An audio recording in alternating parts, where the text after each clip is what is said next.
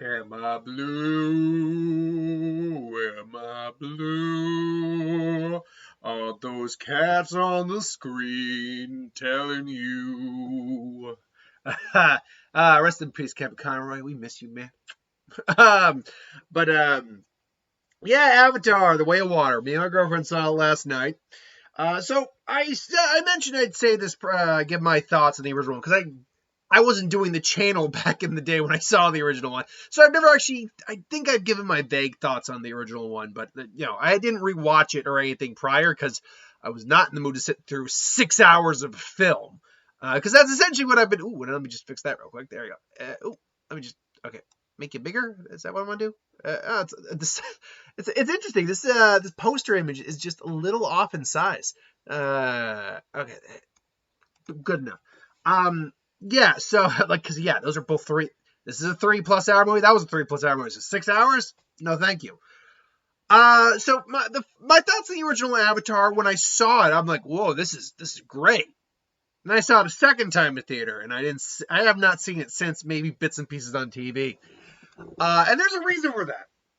Because upon second viewing, it kind of really sunk in. I stand as a weird in between. I neither love it to death like a lot of people do, but I certainly don't hate it. Are there repeated tropes? Sure, absolutely, but so many things are repeated. For me, it's weird. It's a good movie. The characters are solid. Like there's nothing outrageous about the story I love. It's things we've seen before, done effectively, but things we've seen before. And a beautiful visual world. I would want a documentary style in the style of The Future is Wild from Animal Play, if you remember that, detailing or what was that other one, where they went to an alien world, and it was like the whole biology of that world. I'd want just a movie or a hour documentary about the whole zoology, ecology of this world. I'd watch that in a heartbeat. But it was still visually impressive for the time. It made for a good movie, but a grandiose, amazing experience, particularly on 3D. So with that said, what did I think of this one? This is kind of a weird opposite, in my opinion. This is a better told story, I think. There are problems. I'll bring up some of my issues. A lot of moving parts with this, but it's a better told story overall. But a little, I think they pulled back on the grandiosity, if that's a word, the grandiose nature of it a little bit. It is not as big of an experience, I think, as the original one was. Particularly like with the climax of the original one, it was this epic battle. Whereas here, you see in the trailer, there's a battle, obviously. It's still pretty good. It's still very entertaining. There's moments where we're all just going, yeah. But it did it felt more personal, I think. It felt a bit more intimate, and therefore it did not feel as grand scale of an experience as the original one did. So it's weird to say in that regard. Would I say I like this one better? I'll leave my thought on that because I'm still trying to figure that out till the end of the video. But the story, they even recap what happened on the original, so there you go. Easy. If you haven't seen the original one in years, they give you like a 3-minute recap. Told in a way that works. But look, man is back, and man wants to destroy Pandora. Actually, that's not true. I will not give anything away that is really prudent. That would be a major spoiler, obviously, or that isn't in the trailer. The man now has a new goal in this movie. I think that's they're back, but they're here for different reasons. They're still harvesting materials, but now there's a new MacGuffin material. What I'll call, how can I say this without spoiling anything? I can't say what it is because I came up with a name for it after the fact, and me and my girlfriend was like, "What? I like this better," and we kind of compromised. Like, okay, yeah, that. So there's that, but yeah, and so Jake and his family agree that to protect their forest tribe, they go to live with one of the sea tribes, and they integrate, they adapt. Stephen Lang is back. They explain how he came back with science and technology. Like, this isn't a spoiler at all how he came back. It might, because it's they've shown it's this kind of based type of technology before that they somehow like upgraded or recorded his memories and implanted it into an avatar. Okay. But he's back, and Jake's got a family. His kids are a part of it, and it's them trying to learn to live in this new world while fighting an old enemy with a new bag of tricks. Let me get the stuff out of the way that didn't work for me, or I had an issue or saw. This is a busy for 3 hours. This is a busy film because you were juggling. Okay, we got Jake and his family. Okay. Oh, there's this and you see this guy kid. There's this human kid who got left behind, so he lives with the humans, but he lives with the Na'vi as well. He kind of thinks of himself as part of the Na'vi. And there's a separate plot point with him. There's two different plot points. There's him just being there, and then there's a separate story plot point with him. There is Sigourney Weaver's character who, okay, I guess this is something I can say because it's not. What's the best? This is something I can bring up because it is a little bit of a spoiler. So if you don't want to, I'll hold my hand up, and when I put it down, you'll hear. Sigourney Weaver's character is essentially an immaculate conception birthed by Sigourney Weaver's avatar. So that's something. Okay, hands down. If you didn't want that, okay, there you go. So there's that plot point going on. And she's got weird abilities. There is the plot point of there was another plot point. Oh, there's the plot point of the new MacGuffin that gets brought up. There is the idea that Stephen Lang is back. So you have six that I'm just listing off the top of my head plot points that you're trying to, that some are not there to be the main story. Most are not actually even there to be the main story. Most are there to kind of either be a side story for this movie or set up things for the next movies. And you can do that, and some of it does, they do at least, they're like trying to kind of lay groundwork. And some of it is acceptable. Some of it I'm like, what? And when I say acceptable, I mean it works with the film, I suppose. But some of them, like, okay, you're clearly just setting that up. It's like, wait, oh God, okay. I'll say this: the plot points involve any scene involving the Marines is fine, and that ties, by the way, to another plot point down the road, that I was talking about. There's a plot point involving the Marines. But any scene with the Marines is fine. But when I'm watching this film, like, I'm literally more engrossed with the day-to-day life of these people. Like the stuff with Sully, Jake, and Terry, and their kids are, living together, living this trying to kind of work together. Their cultural differences and all that. The environment. This is all stuff I'm interested in. So when we cut to the Marines, I'm like, okay, I like this. Oh, that's kind of funny. Okay, can we just go back to the other stuff now? I'm like, yeah, it's not like you're boring, but this stuff is more interesting to me by a long shot. So there's that, yeah. And again, it's 3. James, I get it. You really like to not trip. It makes me wonder what the hell they left on the cutting room floor.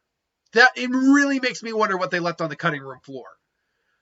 Because how long do you think this film was prior to this? I mean, they claim that Top Gun Maverick had like hundreds and hundreds of hours or something like that of footage. Probably a lot of plane shots, but still. So I wonder what they left on the cutting room floor here with a visually heavy effects movie like this. Which, now I didn't see this in 3D. I don't intend to see this film again, by the way. I'll explain that at the end too. When I give my take on it, what I thought was better than the original.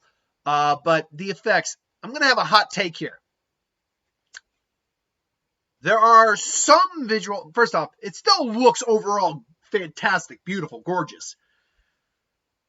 I don't think it was that big of an improvement over the first one. You can tell it's an upgraded it's upgraded from the first one. Certainly there is more detail, and maybe that's where like a lot of the fine-tune effects come in, and that certainly helps. Like, I believed they were there. Absolutely. I never believed they weren't there. Even in the original, I could see it being still a very good effect, but every once in a while I lost the immersion. Here I'm like, no, I never lost the immersion. I just believed they were there. Though there are points they probably look a bit more CGI than it's very minor. But I mean, the underwater shots looked fantastic. But the thing is, we never got underwater shots in the original movie. So when I'm watching the underwater shots in this film, I'm like, this looks fantastic. But I'm just thinking, okay, if we had seen the first movie, this is what this would have looked like. Probably wouldn't have. Look, it almost certainly would not have looked as good as this in the first movie had we gotten underwater shots. But I'm just saying, because we didn't get those, all my mind is thinking of when I'm watching this is, I'm guessing this is what it would have looked like underwater in the first film. Because the first film, like the environment and stuff looks good. It is fine-tuned a little bit. I hear like when some of the shots with the rain, people almost thought it was raining in the theater. It looked that good. But again, 3D and whatnot. But regardless, I'm like, look, I'm not, this is all gorgeous.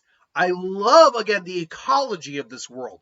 All of the marine life in this world is like the different fish. The plesiosaur dolphin creatures are adorable. The sea turtle whale creatures, we see one of them, actually we see two of them in the trailer. One is jumping over a boat and one is, a person is like, right next to one. So we see the giant whale. I love the ecology of this world. I do. I'm just saying, I think what it is that James Cameron himself was touting so that we're inventing technology, next step in visual graphics. I'm like, okay, maybe because it's so, what's the best way to put it? Maybe because I'm not noticing anything significant. It just looks good. Maybe that's the impressive feature, because really the integration of special effects would be you just can't tell the difference. That's the true pinnacle of it. You will never be able to tell the difference.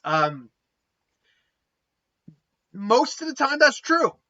There is one scene, however, in this movie, and this isn't really a bit. I mean, yes, it's a spoiler for a scene, but it's not anything that affects the plot at all. No shocker. You see what's the equivalent of a shark on Pandora, big shark. I guess the design-wise, I guess you could call it kind of like a Dunkleosteus. I'm probably butchering the name. That's a prehistoric fish. You might know it's got the big scissor teeth. So it looks kind of like that, but it like has a 3-segment jaw, which is really cool. It's good design. And at one point, it's attacking a character. The character has to get away. So when the fish is swimming, the shark is swimming, it looks good. When the shark is attacking, I'm watching this scene and I'm going, well, this looks good for God of War or a video game. I don't know if it was like rendered weird or the motion of it was off. Neither the character nor it seemed to look like it were in the same shot to me. That there was something off about that scene to me. Now maybe I'm the only one who sees that. Maybe I'm the one who needs to be like, you're insane. But that's just my opinion. But look, I have gone off enough about the stuff. Oh, okay. And there is one scene. This is not a negative of the film. It's just a scene that was uncomfortable to watch. So not surprisingly, man is evil. And you saw whales. Well, in our history, man has not been kind to whales. And there's a scene involving whaling in this movie. Well, I'll keep it at that. And it's in terms of a shot and what it means for the film, it's an important scene. The purpose of the scene doesn't escape me. But it's not a comfortable scene to watch, especially when you get scenes earlier on. And it's like it not only it kind of your heart breaks a little bit, definitely, and it's unpleasant. So when things happen later on, you definitely feel a bit of justification, definitely. And I mean, look, all the acting is good all around. My girlfriend did mention that she thought the Sigourney Weaver voicing a girl in her like single digits. I'm like, I'm pretty sure she does be a teenager. But she didn't. She just sounds like a mature adult. She doesn't sound like a kid or a teen. I'm like, whatever. But I mean, there's so much. The culture of this movie is really cool. Again, visually, it still looks great overall. The characters are still good. I will say this, Jake. The whole point of this movie was for Jake to learn the exact same freaking lesson he learned in the first movie. When you watch the movie, you'll get the idea. But the thing is, what they do with Jake's character here, you at first think he's kind of being cowardly, but when you really understand the fact that he's a father now, his job is to protect his family. So it makes sense. He doesn't want to go into conflict because he doesn't want to lose anyone. He doesn't want to lose his kids, or his wife, or anything like that. So it makes 100% sense why he's acting the way he is. When we do get action sequences, they are good action sequences. Like there's nothing. These are solid action sequences. Stephen Lang though is kind of like, oh yeah, he's back. Okay, he's in an Avatar body. All right. He's still a lot of fun as just the single note villain. But honestly, even he has at least a little bit of new character to him. They do something. There is a story plot involving him that is interesting, is cool, could have been explored in a different movie, but I get the theme of the movie overall and at least what I think the film is trying. One of the themes the film is trying to go for, and what it means on both sides of the fence. I do wish they would have, like I said, I think they're throwing a little too much at the fence to set up for future films. Now, luckily, for everything I've heard, this film's probably going to make its money back in spades. But they didn't like Amazing Spider-Man 2 it, where it's like, oh, we're just setting up for the Sinister Six. No, they're clearly laying groundwork for different movies. Like they even said, like in Avatar 5, we might even go back to Earth. And like Dave Flats did like an article about that, like an interview. So that's something new. And they mentioned that Earth is dying in this world. So that's a plot point down the line. But other things like Sigourney Weaver's whole character plot, I'm like, okay, they're setting that up. That's going to be its own movie overall. The new MacGuffin, that itself is a movie. The idea of a human, not a human in an avatar suit, but a human that's living among the Na'vi, that's kind of gone feral to some degree, and lives among their culture, is something that could be its own movie. But they decided to just make a lot of these like minor footnotes in this movie for right now. Hopefully to be fleshed out later down the line, but I don't know. I feel like they were trying to do a little too much.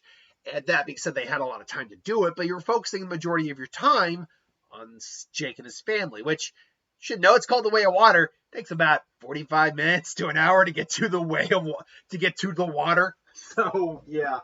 Either way though, it is still a very good film.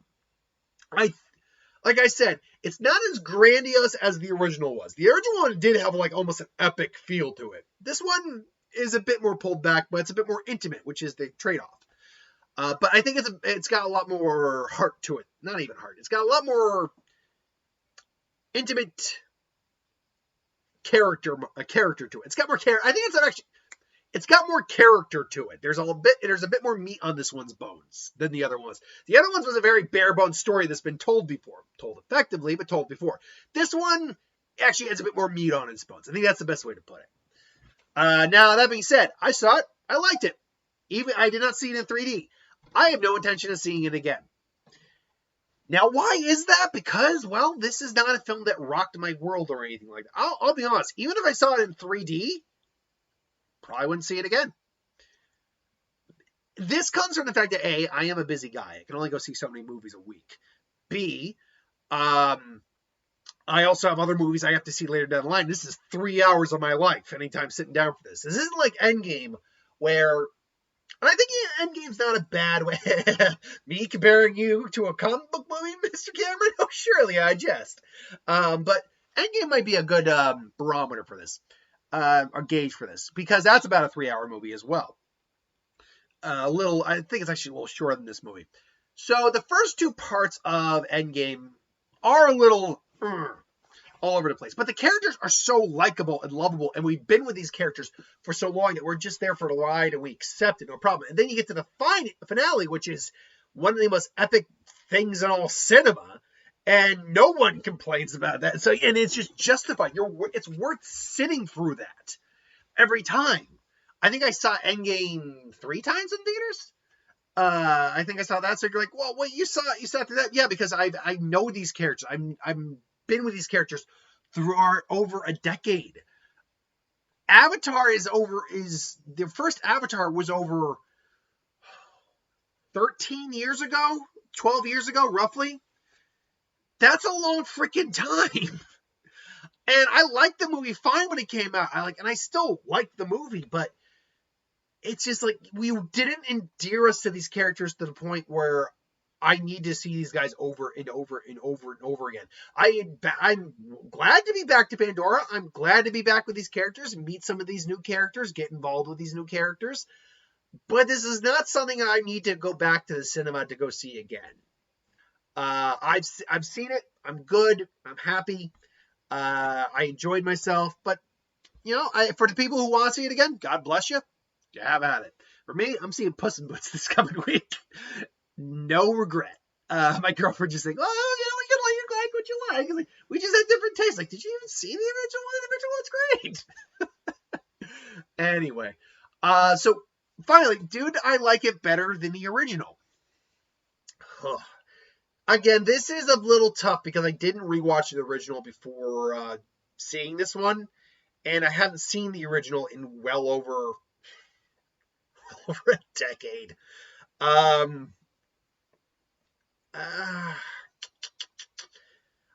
I would say, thinking on it, from what I remember of me enjoying the first one, I might like this one a little more. Yeah. I think, like I said, I do think it's a better story overall, a bit more meat on the bones. It's just not as grand as an experience. So you traded off a little bit of that epic feel that you got in the original for a bit more fleshing out of the characters and the story itself. With some fine detail issues here and there. So yeah, I would say I do like it more than the original. Again, I don't intend to see it again, but I like it more than the original. I don't know if I'll own it either, but who knows. Anyway, I digress. That's my thoughts. Thanks for watching. Hope you enjoyed. Like, comment, share, and subscribe. As always, if you want us to review something, put in the comments below. Let us know. We'll do a review of it at some point. Have you seen the movie yet? What did you think? Have you not seen the movie yet? What did you think of my opinion? Put in the comments below as well. Until then, thanks for watching. I'll see you later.